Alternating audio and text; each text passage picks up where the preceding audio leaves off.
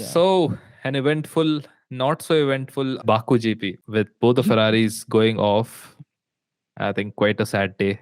Ferraris. You were talking about the Ferraris. Yeah, What about the Ferraris? the woes of Ferrari continue, and um, it has just gotten worse. The last time they had a DNF was in 2020 Monaco GP when Seb's brakes failed, and Charles went and he went and crashed there basically. So what a sad day. The Bahrain, whatever happened to Red Bull, it just was an Uno reverse for Ferrari this weekend. Yeah, as a Charles Leclerc fan and Ferrari fan, it hurts. Sorry, this side. It does really hurt. Pain continues like Spain without the S. Yeah. Oh man, just even Carlos, like, what did he do to deserve so many DNFs this season? But do you think? I think the more important point is about their reliability, right? Ferrari, more than the DNFs, it's about, hey, look, Honda engines are working literally, and the cars are working literally like clockwork, right? Exactly how they're supposed to. And Ferrari is somewhere faltering in terms of their reliability. What do you think is like probably what is your thoughts on the impact of such great reliability? I don't know about the technical issues of the car, technical aspects of the car. But I know that if, this is the way the season continues, then the championship fight it'll become one-sided, right? Because even this weekend, it looks like very doubtful because Ferrari had only like 1 week. Within that 1 week, were they able to send back uh, the required parts to Maranello and get them replaced or get them checked, etc. So it's a really difficult call, right? And if engine problems continue, then as fans we will be robbed of a great championship battle, right? Because what we saw in the first two races, the expectations were set like really high after that, and it just happened that things didn't go well for either Red Bull initially and then now Ferrari. So we are, as fans, we are kind of being robbed of like a really good championship battle. But I think probably Ferrari might go down, and this is something that I was looking at also, might go down the whole Mercedes route, right? Last year, Mercedes route, wherein similarly last year, Mercedes had reliability issues, right? There were questions on, hey, how reliable is the engine, right? And they kind of strategically took only changed a few parts, right? So Mhm. they limit their damage in terms of the number of grid place penalties that they can get, right? So I think Ferrari might probably adopt that strategy. One good strategy that they can still come back, right? It also helps because once you have a new unit or a new part, right, it is new, so it's going to give you all the performance possible, right? So it's, yeah, But I mean, it has its pros and cons, but yeah. but again, it's like too big a risk, and too huge a mountain to climb at the end of season. Of course, like I wouldn't say that we are anywhere near the end of the season. We're just like 8 races down, right? We still have like 13, 14 races to go. So yeah, I mean, like, if from now on at least Ferrari start performing like the way they're supposed to, right, in the top two, top four, etc. So um, then there is a chance that we see like really good championship battle. See, what happened last year was Mercedes had reliability issues, but nowhere close to what is happening to Ferrari right now, right? And Mercedes's reliability issues are like, oh damn, the car couldn't come first. That is the real reliability issues. Like Lewis Hamilton couldn't come first. A lot of fans were saying that, hey, what a boring season, and like Red Bull is just winning aram se and all that. I don't think so. It's a boring season because if you look at like 2020 season or something like that, like only there was like midfield battles and all right. Lewis Hamilton was like clearly ahead in the championship battle, etc. Yeah. Because I think the last season is the one that really spoiled the fans. People came in with the expectations that, like, hey, you know what, like everything is going to be like that crazy battle. And that even the expectations continued through the first two races. So uh, that's where like I think we are being spoiled. So uh, now that like Ferrari is not able to perform that well, it's a little sad. Yeah. Do you think it's you can call it like a Red Bull constructors? Is it, or is it too early? I think it's way too early. I'm not saying this as a Ferrari fan. I think even if you look at it last year, right? Last year, Red Bull weren't as close to Mercedes in the initial part of the season. Although Max kept performing, Sergio wasn't doing great, whereas Valtteri was performing better than Sergio in the initial races. The gap was quite a bit actually. And towards the end of the season, Red Bull actually covered the whole gap. Like they were like Yeah. some 5 points away or something like that. Although I don't think they led the championship at any time, but they were very close. So I think it is too early to make a prediction right now. We spoke a lot about last year Lewis Hamilton, but this year Lewis Hamilton is suffering from back pain. Unfortunately, it's because of the porpoising. That's something that I think has suddenly gained steam, especially in Azerbaijan, where everyone kind of just went on, and then all drivers apparently except Alonso, as per what Toto said, right? But that that kind of suddenly cropped up that issue, and then people were saying, "Hey, look, this is they're kind of trying to put pressure on FIA, right? Is there going to be change in the floor rules for all the cars, right?" Uh, but yeah, So, it was pretty bad, and I think also street circuit, a lot of bumps, right? The roads are not really evened out. so what is your take on this whole porpoising thing? On one side, there are teams who are like really suffering with this kind of a thing, almost like inhuman kind of a thing, and on the other side, there are teams that got it right. See, I think we need to understand that Formula One as a sport, right, is it's the pinnacle of engineering. Probably because you're not able to solve the issue right now, it is unfair to change a rule, right? You have the best of the best automobile engineers in the world, right? And if one set of automobile engineers can get it right, right, there are solutions. So it's not that the they've already found a solution to the problem, right?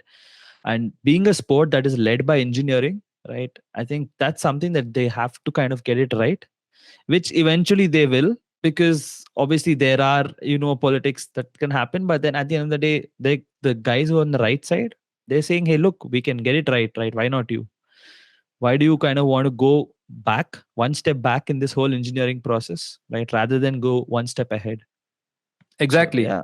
Christian Horner has said that if I were Mercedes team principal, then I would ask drivers to bitch on their radio about how bad it is, so that like if I will take notice and do something about the rules. I think what he's saying makes sense. See, Red Bull got it right. Ferrari has a lot of porpoising issue, but then they also have the speed, right? Only Carlos complained once, but otherwise, like no one has complained. So is Mercedes complaining because they are facing porpoising issues so much, because they're like getting the flow down, and they're not able to like get the speed right? There's that famous quote by Enzo Ferrari: people who can't make a good engine will focus on aerodynamics. I think this is also just a version of that. Yeah, but it's also about what is the cost that they have to pay, right? There is see, more than this purposing, and there's also something that's been brought up, is the safety of drivers, right? That's the most paramount, also, right, for Formula One. You don't want like a driver in the long term suffering. I think Gasly said, hey, look, I have to go for like a therapy session, like a physio session, right? Massage. Massage. Yeah. I think, yeah, there was that post race interview, and this guy kept saying massage, massage some 10 times, and the interviewer was like, up here, I think you're desperate.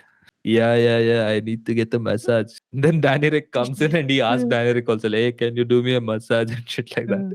Then he'll be like, Pierre Gasly. Gasly! But I think, yeah, that safety of drivers is also important. And see, again, it's at what cost are you going to do this stuff, right? Is it the cost that you're going to pay? Is that your car going to become slower, right? That's a call that you have to take, right? If Yeah, you're not able to get it done smartly in terms of engineering, fine, fair enough. Take the hit in terms of a slower car. But if your safety of your drivers is most important, right? I think it's all about the priority now, right? That yeah. we'll land up in. So maybe I they think goes the, Alpha is one team that doesn't have like any porpoising, right? And even Alpine said that we have very little porpoising, but that Yeah. also we can just iron it out. So only the 8-time world championship people are having that problem. It's. I think they can just write off pretty much the season, Mercedes, and they say probably, hey, look, yeah, can't do it. Maybe this season, let's forget. Let's kind of concentrate on the next. And I think we just got a notice from FIA some time ago, right? Do you want to like take people through it? But I think from what I've read and from what I've understood, and we discussed about this at the start of the just before hitting the record button, is that it's basically backfired on Mercedes. No, nothing is going right for them. That is because what the FIA has clearly said is, hey, look, these are the limits of porpoising, right? In case you have it, you guys better suck it up and then either raise the floor, right? So Mhm. you cannot have a car bouncing like a basketball right on the court, and just expect us to change the whole rules for everyone, right?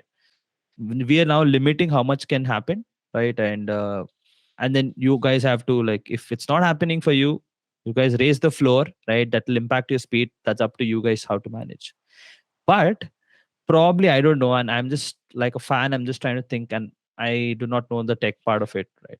Is there a way that you can raise the floor and somehow smartly still get through, right, with some aero and stuff? I don't know, but yeah, I mean, that's up to the engineers to think. So So that's about porpoising, and it'll be interesting to see how it'll pan out, in the upcoming Canadian GP. So the good part is that hey, this it's a race weekend, and the sad part is that it's in Canada, and for Indian fans, it happens to be in the middle of the night. And the worst part is like the race actually, like it's on Sunday late night.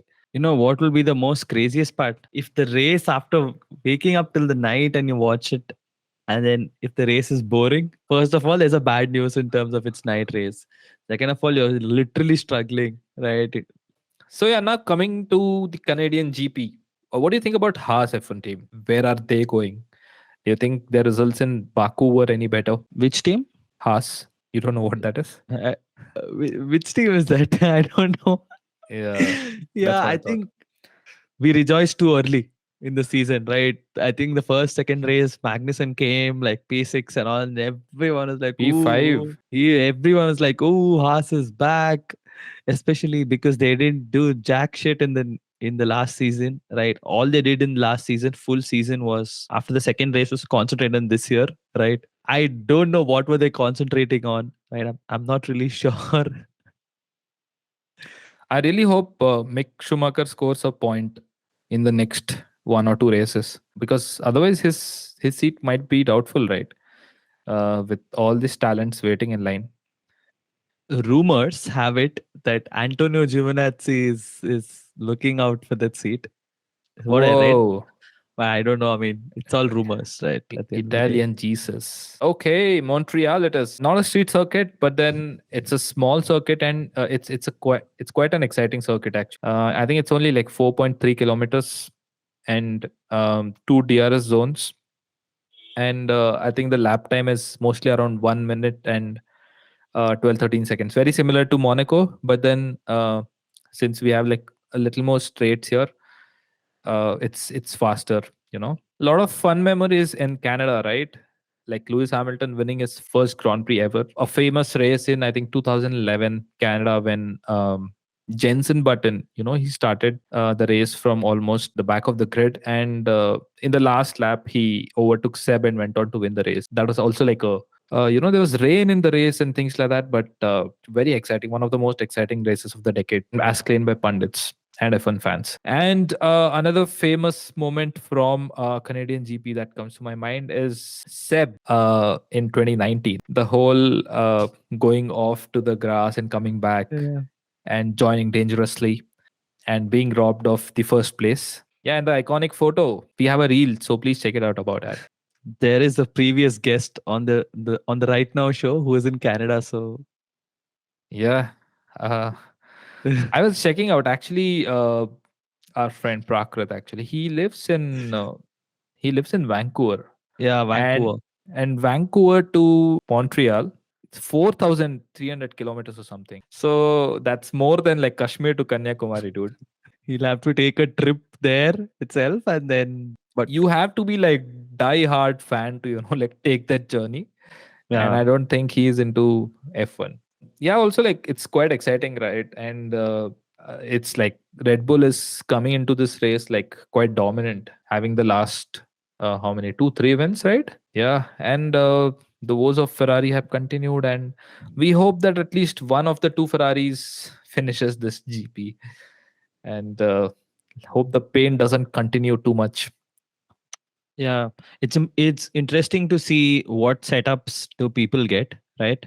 But looks like Alpine was super fast on in the Baku, Yes, right? yes. Yeah, will Alpine continue the same form, right, into this Baku GP, right? L plan. L plan, yes. And will they come? Will they come way ahead of Mercedes? I don't know. Maybe. Mercedes, I'm not sure, but I think they'll come way ahead of McLaren, Okay. because I think Daniel said in the previous race, post race interview also, right, that Alpines were too fast for us to catch. And again, great performance by Sebastian Vettel in Baku, right? Really good performance, and he's been like doing great in Baku since the time it started. So, do you think it'll continue? His momentum will continue in Canada as well? I don't think so. Yeah, I just hope it continues. But I mean, I sincerely hope, because I think more the people who are performing, more people who are coming ahead, right? The better it's for fans, right? Yeah. Especially because Montreal wasn't, they haven't raced in Montreal since the past 2 years because of COVID. So it's return after 2 years. I think it's high time these guys pick up, right? Especially for the fans. From a very objective perspective, right? It's that Drive to Survive can do only this much. Beyond this, the whole idea of getting the the new regs was to kind of improve the overtaking, improve the racing, right? But I feel somehow, and I think this is a point I was thinking, is that hey, we kind of again falling back into the same thing, right?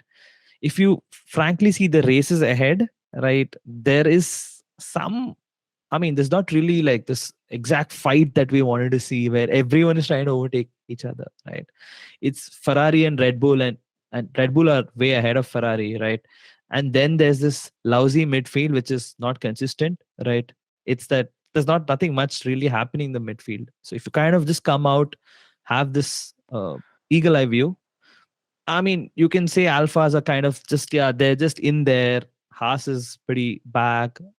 McLaren is I'm still in there. I think I disagree a little bit, because there is drama happening in midfield, etc. But then I feel the broadcasting, especially in Monaco and Miami GP, they had their local Mm. broadcasting. We Yeah. couldn't see shit. Like, there were like so many overtakes that happened in Miami, and we saw like some, I think 1/10 of those. Like it was really bad.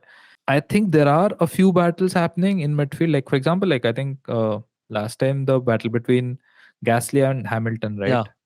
Yeah. That was quite great, and also like Seb's overtake on Ocon and things like that. So there is stuff happening, but again, I think the benchmark that is set in front of us is like 2021 season, which is like exceptional season, right? So Yeah. But I think something needs to be done, right? If you see a lot of online stuff, right, and people even like reviewers reviewing this, the general sentiment is, hey, look, this is a boring race. I mean, it comes race after race, race after race, right? Uh, I think something needs to be done, especially with US 3, 4, 5 races being there, right? There's a Vegas race, and it's pretty much like we don't know much Vegas. Miami was kind of okayish, right? So I think they kind of need to pull up their socks, pants, whatever it is, and start doing it. uh, there's other way of looking at it is, like fans are expecting way too much right Yeah. now, and maybe they should also chill a little bit, because uh, races are decent. I wouldn't say like the season is like super poor or boring. For example, Azerbaijan, like had Ferrari been there in the race, right? The way the strategy panned out initially, although Leclerc had a longer stop, I somehow felt that, that was a good strategic decision to pit him then. And, he eventually came out in the front, right? And going forward, it would have been nice to see how it panned out. So you are like being robbed of some great battle. I think, yeah, Uh, what fans want is more of racing and less of strategy, right? To play a role yeah, in this whole thing. Because I think at the end of the day, F1 comes down to racing. Everyone wants hard racing. That's something that excites everyone. And strategy is something which is, yeah, fine, fair enough, but that shouldn't rule over racing, but right? strategy, I think it excites fans who have been watching the Yeah. sport for a while, right? You watch out undercuts, overcuts, and things like that. Yeah, so that's about it. And looking forward to Montreal this weekend. And I don't Oh, know. I have there's no a hopes. I have no expectations. Like Zendaya said in that Spider-Man movie, right? Like, expect disappointment and you won't be disappointed. It's like Michael Scott, he said in one of the seasons, I'm ready to get hurt again. but only thing is it shouldn't be like that, because I think the hurt is kind of amplified for us because it's a night race and it's like the midnight thing. We are Yeah. losing all the sleep and it's a Monday. But yeah, just hope things improve. But Montreal, we're just hoping the best action. But also, side note, apparently, rumors again is that Oscar Piastri is pretty much in advanced talks to sign for Williams. Some rumor again, I think that's a far very big stretch, is that he might start from British Grand Prix itself, it seems. Wow. So it would be the last Canadian or home race for Nicholas Latifi. Oh, they're giving him like a royal send off, I think. Like, Yeah. I hope he doesn't send himself off before finishing the race. Max needs to win. So Latifi's like, I got to crash. But I think, yeah, that'll be the highlight of his career. So that's Latifi. And yeah, look at me aging. So if you're a Ferrari fan, you age faster than any other fan. So look at me, how old I feel. Just, like last season, like I didn't have much expectations. They were doing well in third place. Didn't expect more than third, fourth. And Mm. they were solid in third place. But this season, wrinkles are starting to show. And they're red in color. Yeah, very red. Yeah, that's it from us, guys. Have a good weekend ahead and have fun. Enjoy the race. Let us know what you want us to talk about in the comment Oh, section. bye, guys. I forgot to say bye.